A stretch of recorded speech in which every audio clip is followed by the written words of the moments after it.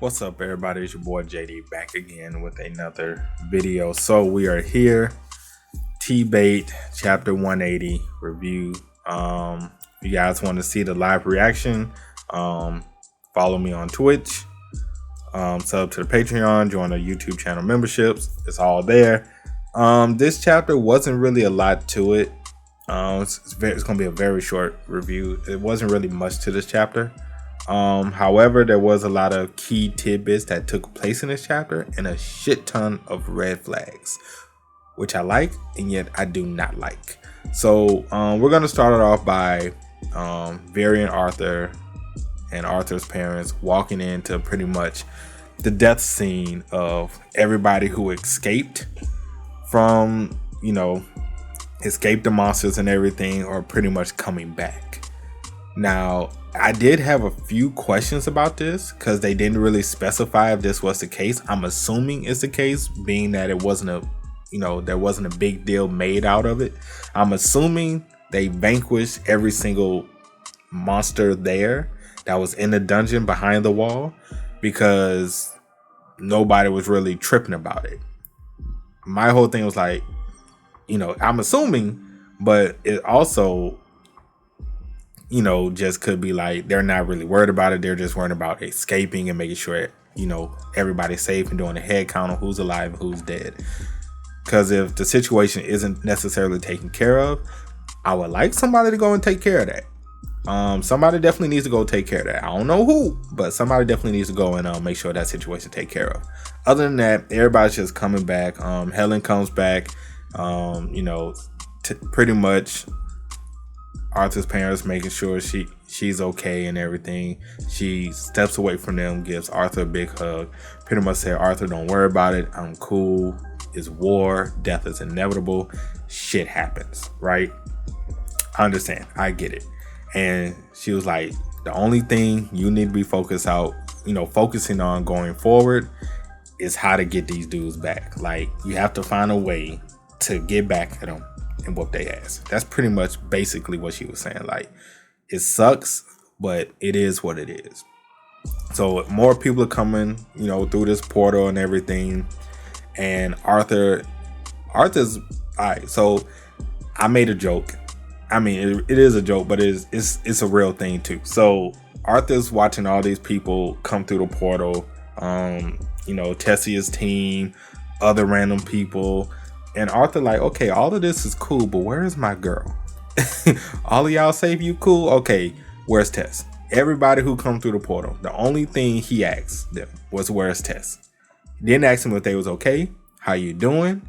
I'm glad you made it. Where's Tess? That's the only thing he asked people. It was kind of a little disrespectful, but yet I understand, and I don't mind him being disrespectful because let's be honest. The red flags that was being displayed in this chapter is astronomical. Astronomical red flags. And we're going to get into that probably right now. So as more people coming, Tess finally comes in. And when Arthur sees Tess, he remembers what the advice Lord Indria gave him. And the advice was, close your heart off to the elf princess. Now, we can take that a lot of different ways. We can take that a lot of different ways. We could say, hey, it could be, advice as to she may get hurt during this war. She might not die. She may get hurt. And if she does get hurt, you can't let that affect you in this war. Because people are going to get hurt. People are going to die. You have to, cut off any and all weak points. Because they can take her hostage and use that against you. So we can take it as that. We can take it as like, hey, if they find out you have feelings for her, they can take her hostage and put you in a position that you do not want to be in. Or we can take it as like, she gonna die. It can go either way. Either way. I'm not saying one or the other, but I'm just saying advice like that in the situation that we're in, it can go either way. So he gives Tess a hug, all of that good stuff. Everything's fine. Of course, we know red flags are already here for Arthur's parents. Like I said in the last review, I definitely think that one, if not both of his parents will die in this war. It's just inevitable at this point. Like, it's the red flags are there. It's pretty much beating you in the head like, yo, I'm telling you, they're gonna die. One, if not both. So I'm pretty much just ready for that death. I'm ready for it. So as everybody coming through, we're seeing more people, are gravely injured. A lot of dead bodies coming. Tess meets up with her team. Is happy to see that they're safe. So everything's pretty much going good. So Varian tells Tess to go in the room, get checked up, get some rest, try to recover. And night falls. Tess can't get, she can't get to sleep. And she's like, well, let me go and talk to, Varian. I can't get to sleep, just to talk, ease my mind. Maybe he can help, get some rest and all of this stuff. However, what Tess walked in on wasn't necessarily what she was hoping to walk in on. She walks up to Varian's chambers and hears Arthur and Varian talking. This is probably the worst thing she could have did. I mean, it's a good thing it happened because it was something that was definitely going to need to happen. What she heard, which was Arthur and Varian discussing, telling Tess what happened to Cynthia. Good Sky. If you go by Good Sky, whatever you want to call it. Because when I was reading the chapter, I was like, man, I totally forgot. Tess does not know that Good Sky died. I forgot. I literally forgot. I'm like, oh, Tess already knows what happened. I forgot. She has no idea that Good Sky died.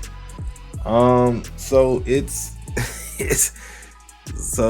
was definitely a shocker for her. Hearing them talk about it and then finding out that Good Sky is dead, and she is trying to cope and pretty much process what's going on. Granted, all of these people that was in that dungeon, when the monsters broke through the wall, a lot of them are trying to process what's going on, because a lot of them, this is their first time seeing so much death, being in life or death situations, and dealing with this. So it makes sense that Varian didn't want to tell Tess, or he was skeptical about telling Tess right now, because Tess is very green when it comes to war, when it comes to a lot of death. She's pretty much been sheltered her entire life. Yes, she has seen death, but it wasn't death in regards to people she's close to. So it's a different type of thing when you're seeing death versus seeing death with people you're close to and you have a relationship with and you care about. So I understand Varian from that point. It's like she might not be ready to hear this. And Arthur is pushing back like, look, she's stronger than she looks. She's tougher than she looks.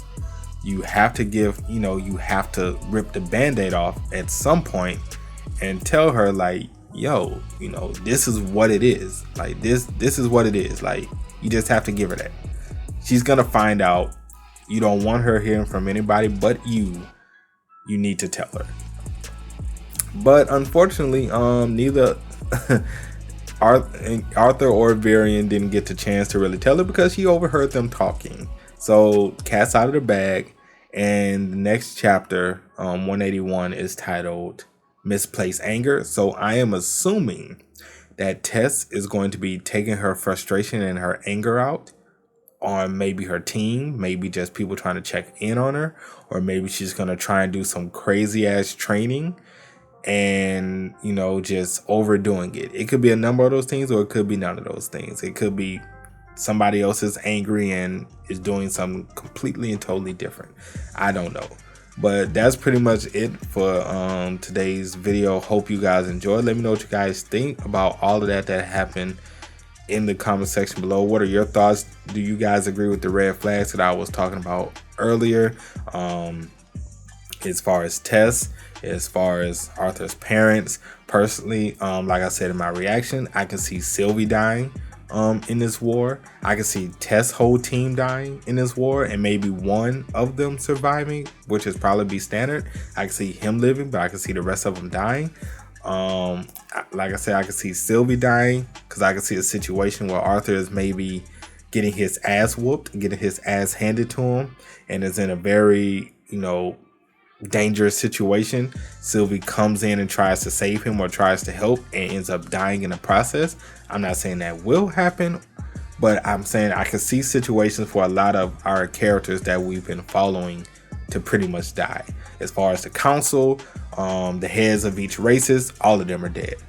I don't, you can't convince me all of them are not dead. They are going to die because that was the Alcarians' whole thing. Like, give us the heads, we'll leave y'all alone. They're going to kill them.